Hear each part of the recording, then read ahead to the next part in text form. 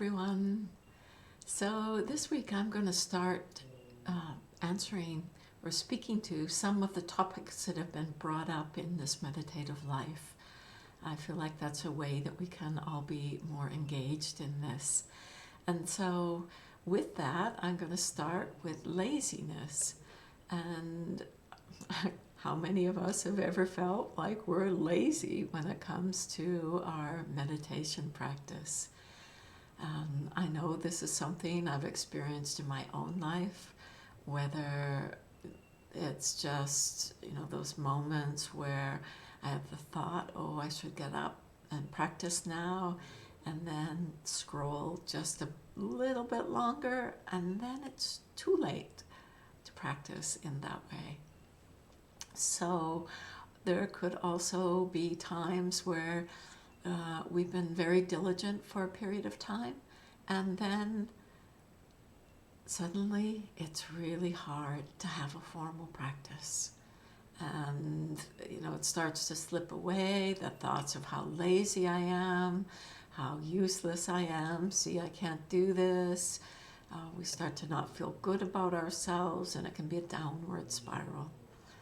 And, there's layers to this laziness. From a practice perspective, when we do encounter laziness, there is one great way to work with it, where right then we begin our practice, not waiting for that moment in the future that we're telling ourselves, not waiting to get to our cushion, not waiting for anything different to be happening, but right there, call on awareness, no laziness. And laziness is, what does it feel like? How am I experiencing this? So in one moment we might look and see, there's a heaviness, a tiredness, a feeling as if we're going to have to move through this deep, dark trickle of weight in order to practice. But we just feel those sensations. We just rest within the knowing of those sensations. Or sometimes we might feel like we feel the laziness, and then there's just a strong resistance. And we, feel into that resistance. How does the resistance feel?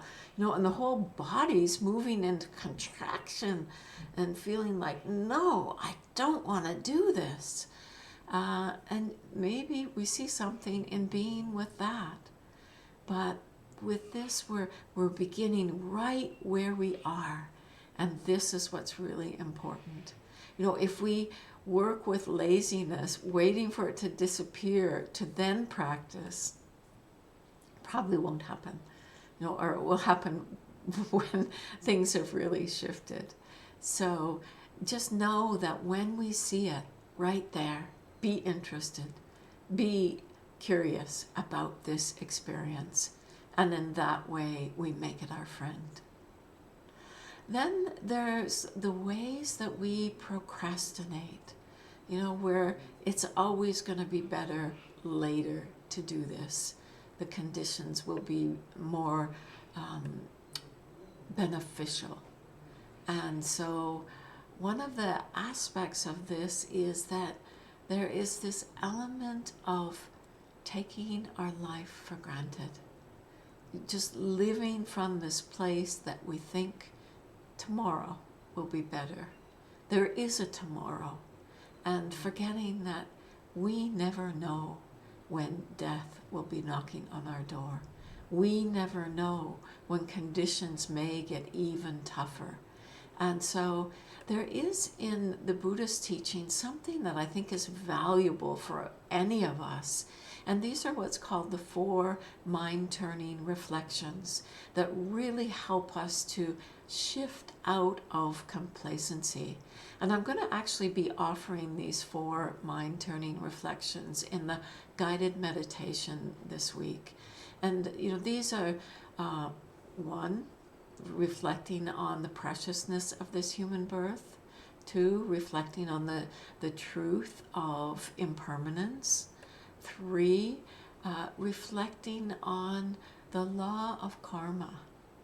And then the 4th one is reflecting on how we are within this world of samsara, the cyclic suffering, and yet we keep trying to make it be this perfect little paradise, and that there's a futility in just trying to do that really keeps us from seeing things as they truly are.